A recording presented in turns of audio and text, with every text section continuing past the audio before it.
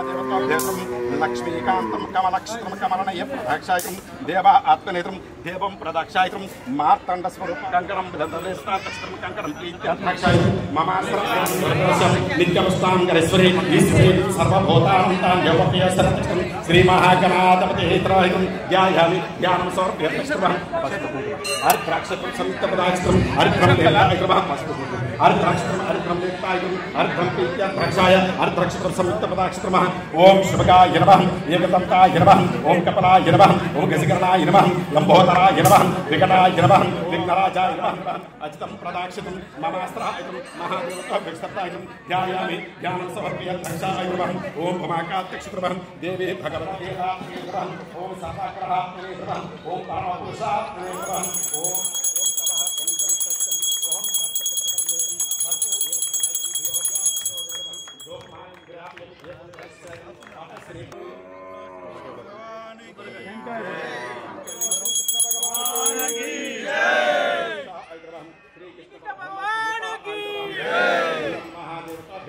मंगलम लीलाचरण आनंद लीलाचरण समर्पय मंगलाचार्य मंगलम अपश्री परब्रह्म स्वरूपाचार्य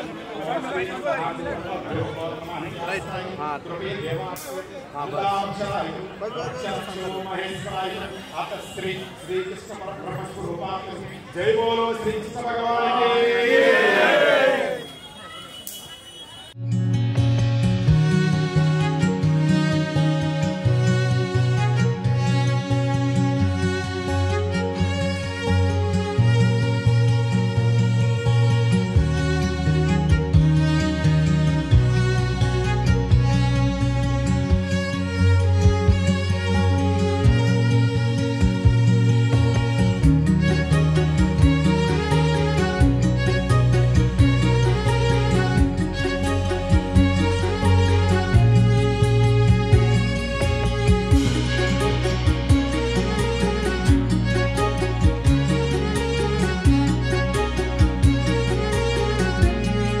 ముందుగా అందరికీ కృష్ణాష్టమి శుభాకాంక్షలు.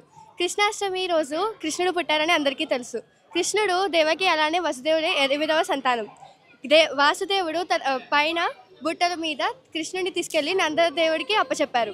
తన కృష్ణుడికి బదులుగా యోగమాయ అనే వాళ్ళ చెల్లెలు తన ప్రాణాన్ని త్యాగం చేసింది. కానీ అందరూ కృష్ణాష్టమిని గుర్తుంచుకుంటారు, కానీ తన త్యాగాన్ని ఎవరు గుర్తుంచుకోరు. కృష్ణాష్టమి రోజులు చాలా విశేషాలు జరిగాయి. అలానే కృష్ణాష్టమి అంటే కృష్ణుడు పుట్టినరోజే కాదు, కానీ ఎప్పుడైతే ఎంత చీకటి కమ్ముకున్నా దేవుడు మనకి సహాయం చేస్తాడనే ఆశ. ధన్యవాదాలు.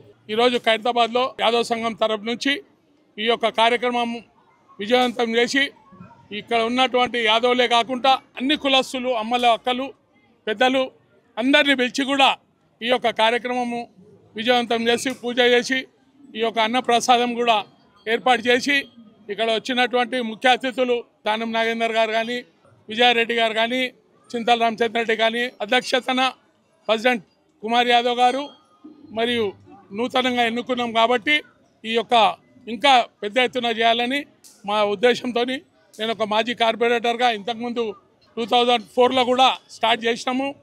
అప్పటి నుంచి ఇప్పటి వరకు కూడా యాదవ్ సంఘం ఏర్పాటు చేసి ఈ యొక్క పెద్ద ఎత్తున కార్యక్రమం చేస్తాము. ఇంకా ముందు మీడియా సోదరులు మాకు సహకరించినందుకు మీ అందరికీ ధన్యవాదాలు.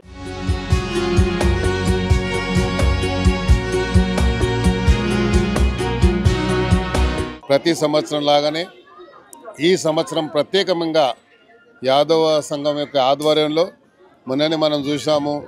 బోనాల పండుగ సందర్భంగా కానీ లేకపోతే ఎప్పటి నుంచో యాదవ కులాలకు సంబంధించినటువంటి ఆలయాలకు సంబంధించి ప్రత్యేకమైనటువంటి శ్రద్ధ వహించి ఆలయ అభివృద్ధి గురించి ఇక్కడ ఉన్నటువంటి యాదవ సంఘం కమిటీ సభ్యులు గాలిపోచమ్మ ఆలయానికి అభివృద్ధి చేయాలని, మరి ఎప్పటి నుంచో నిర్వీర్యంగా ఉన్నటువంటి దీప నైవేద్యాలకు నోచుకున్నటువంటి ఆలయాన్ని అభివృద్ధి చేయాలని యాదవ సంఘం సభ్యులందరూ కూడా ఒక సంకల్పంతో ఆ కార్యక్రమాన్ని ముందుకు తీసుకున్నారు.